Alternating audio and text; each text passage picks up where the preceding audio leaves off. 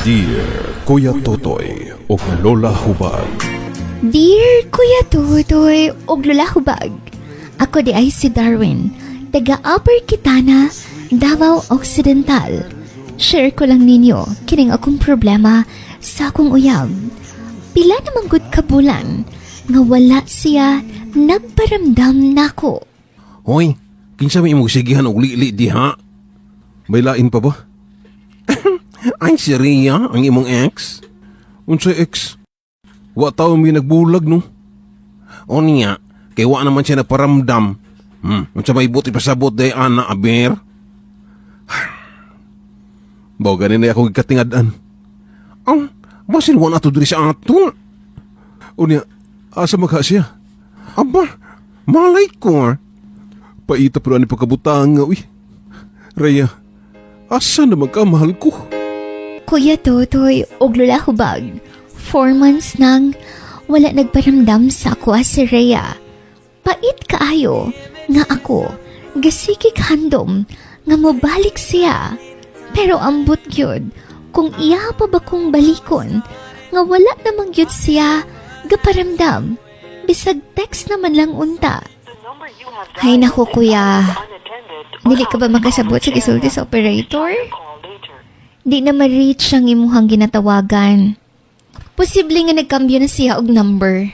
Kung kanang operator makadiretso pa nag-istorya sa imuha, moingon kitingali na ba nga undang na Darwin, nanay lain imong uyab. Nga dili mo prangka. Kung may lain na siya, di ba ilalim magpaabot?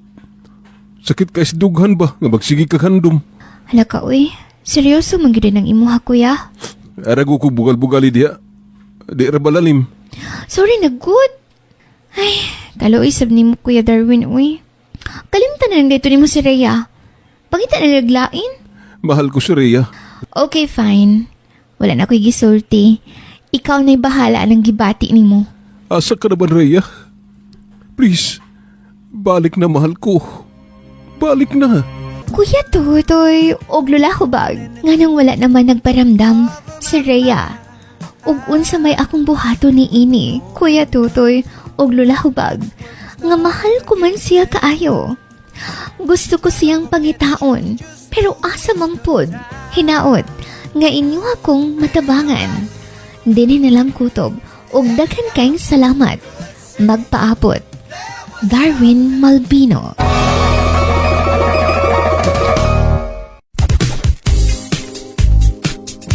May hapon sa tuan letter sender, walain kundi si Darwin, lamay hapon. Maadjong hapon usab nimo din hato yung sa tanang kabisyo nga naminaw karon.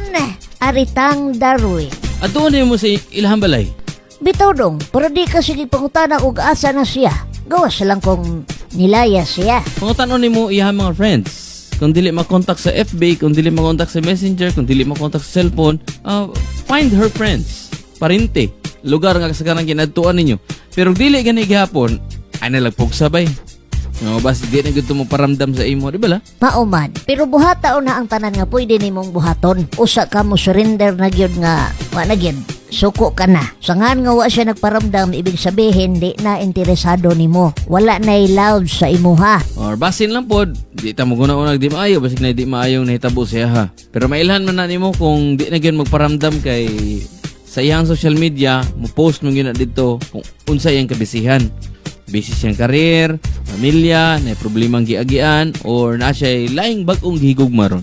Tara gyud diha. Kutob ra gyud tas tagna-tagna dong, kung dili gyud nimo sayron dito kung naunsa na gyud. Dili basihan ang kadugayon sa inyong panag-uban nga makaingon ka nga, oy, kami na gyud ang magkadayon.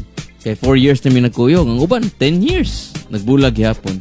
Di ba la? Yes, mo agree gyud ko ana, dili gyud kanang gidugayon sa inyong panag-uban, dili gyud na siya assurance nga kamo na gyud magkadayon. So ampo lang ba? Ampo lang gyud, hugot nga pag-ampo.